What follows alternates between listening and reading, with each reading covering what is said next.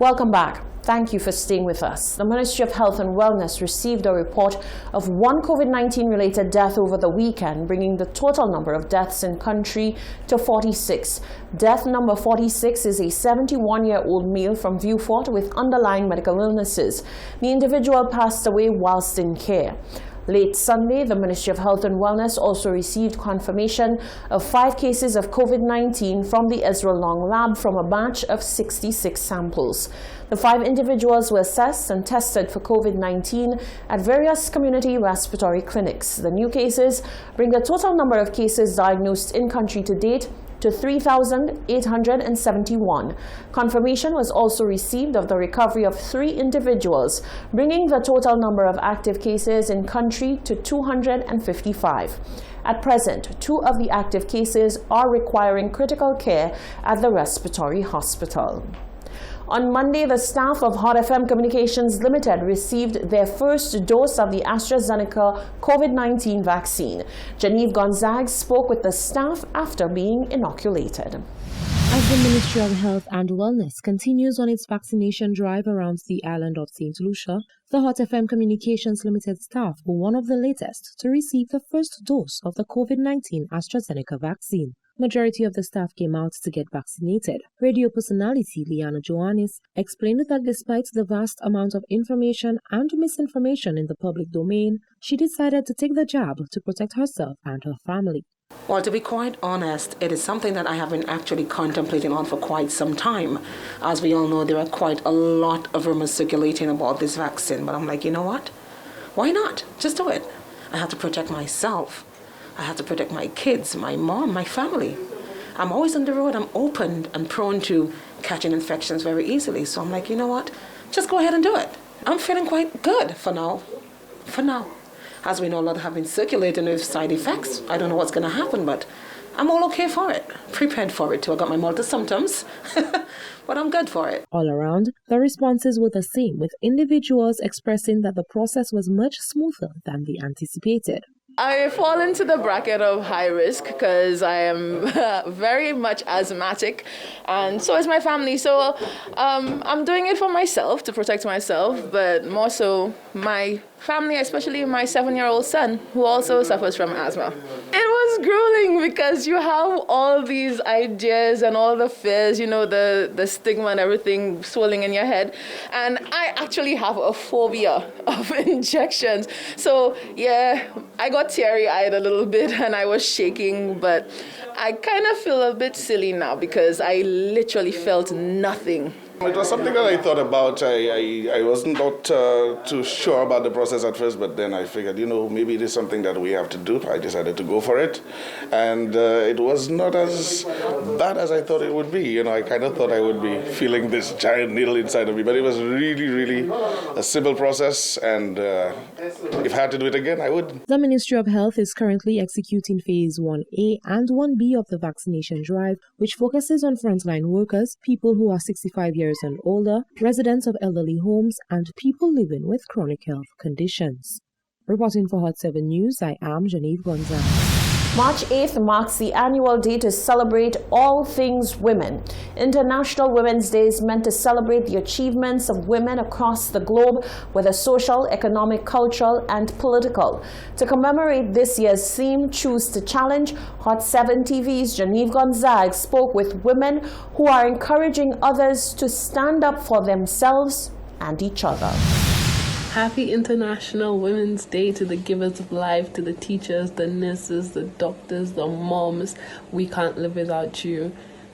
We are all from women, by women, and so we have to take this day just to recognize all the amazing, beautiful, and strong St. Lucian women out there. Let's use this day to celebrate each other, to applaud each other, to uplift each other, and of course, just to stand together. So whoever you are, wherever you are, we see you and we love you. International Women's Day is observed as a day of solidarity for all to celebrate the social, political, cultural and economic achievement of women across the globe. Women's rights advocate and president of Radio Voice St. Lucia, Catherine Sillis, asked women on this day to take back their power, unite and demand what they deserve.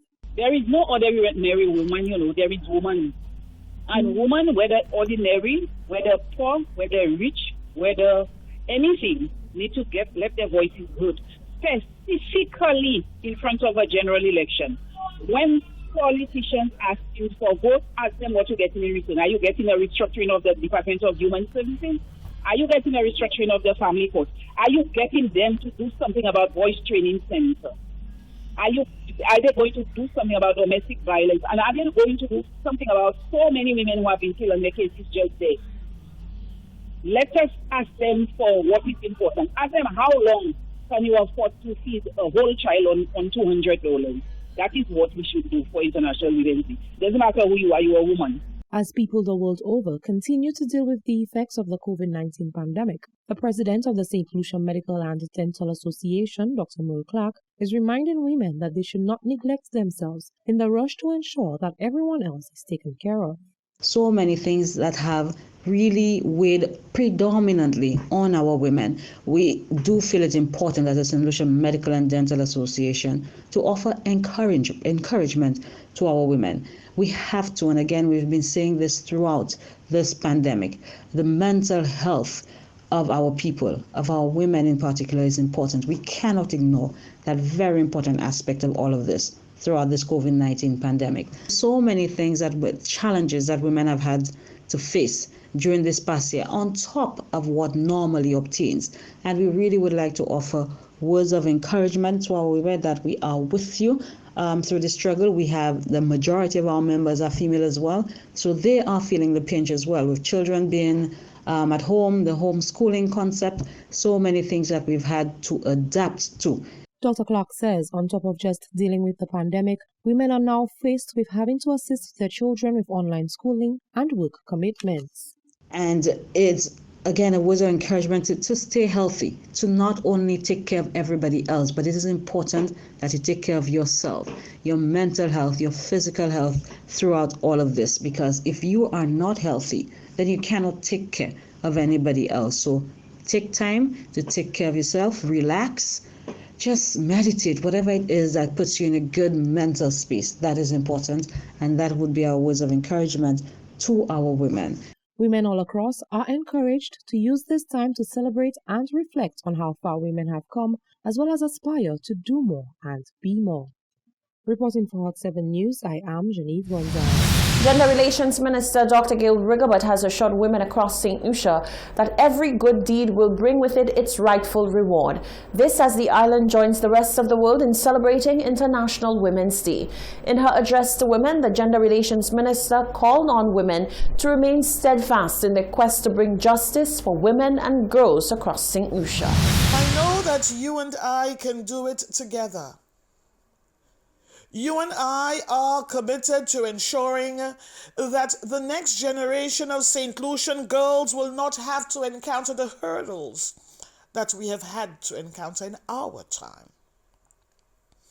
That we are fully committed to ensuring that this generation and generations to come will speak of what used to be and celebrate a better today and a much better tomorrow. Dr. Rigobert asked women to dare to be different at such an interesting stage in our history. Dare to challenge. Dare to commit to break down the barriers that bar girls and women from realizing their God-given potential. Dare to challenge and to question institutional frameworks that somehow seem to amount to inequity and inequality. Dare to challenge the many ways in which sexism can break down the spirit of well-intended, well-meaning, very talented girls and women. International Women's Day was held under the theme Women in Leadership, Achieving an Equal Future in a COVID-19 World. Now, Mayor Peterson Francis expressed his views about women on the occasion of International Women's Day. He says, as far as he is concerned, it is the most beautiful celebration. However, he also made a case for mutual respect, particularly within the Castries Constituencies Council. we promote, especially our men, respect women. At the same time, we always put the emphasis on men. I know today is International Women's Day. I would not like to be controversial, but it must be a two-way street. It must be respect on both ends. One cannot be respecting and the other not respecting. So that's where we get the violence, we get the thing. Mayor Francis says he's in agreement with women's rights advocate Catherine Seelys on the need to do more to advance the cause of women in society. You cannot look at women as a one-day affair. That is not a relationship. Women supposed to be in the forefront on a daily basis. We have to appreciate women on a daily basis. And as I said, when I first opened my eyes, what did I see? A woman. I hope when I'm dying, the last thing I see is a woman.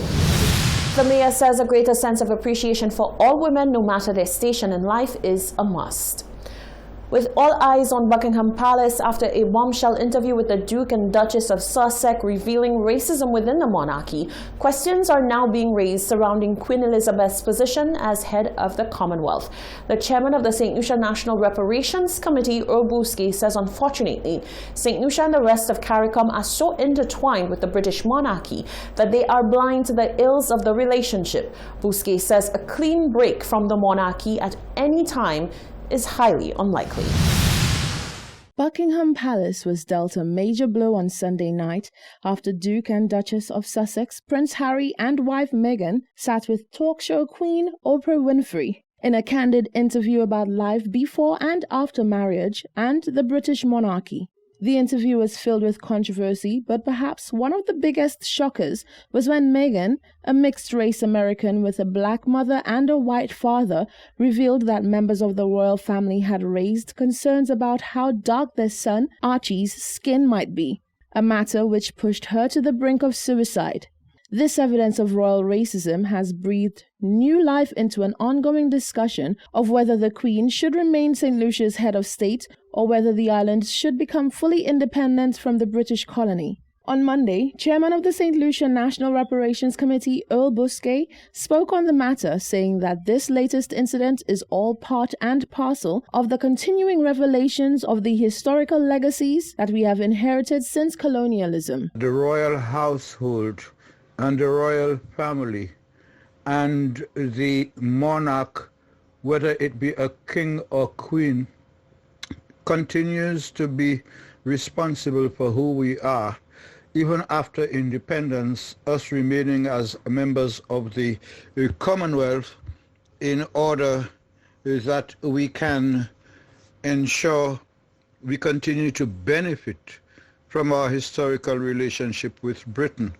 But all of that ends up being farcical when we see the revelation, this latest revelation of the historical fact that royalty has been an institutional mechanism of control over not only Great Britain, but all of the colonies that it surveyed and controlled. And in the post-independence period, it has sought to keep those former colonies within the royal realm as part of the Commonwealth. Bousquet said it is a common misconception to see the continued swearing of allegiance to the Queen and the adornment of the face of the Queen on the Eastern Caribbean currency as occasional lapses. However, the acts are far more than that. They are occasional exposures of the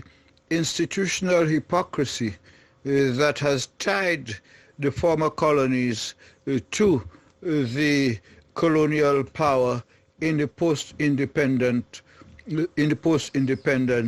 period. And that is not only true for England and St. Lucia, but for the United Kingdom and all of the former colonies in the West Indies, as well as, you would hardly remember, the Queen is still the head of state of Canada, and Australia. Bousquet said although it is easy to wish for a complete disassociation from the British monarchy, the truth of the matter is that this is highly unlikely. We are so institutionally tied up that we cannot even change the constitution that Britain left us until and unless we have a 2/3 majority in a referendum, which we cannot even achieve for general elections, far less for a referendum to change the constitution that Britain bequeathed to us. St. Lucia celebrated its 42nd independence anniversary exactly 2 weeks ago on the 22nd of February.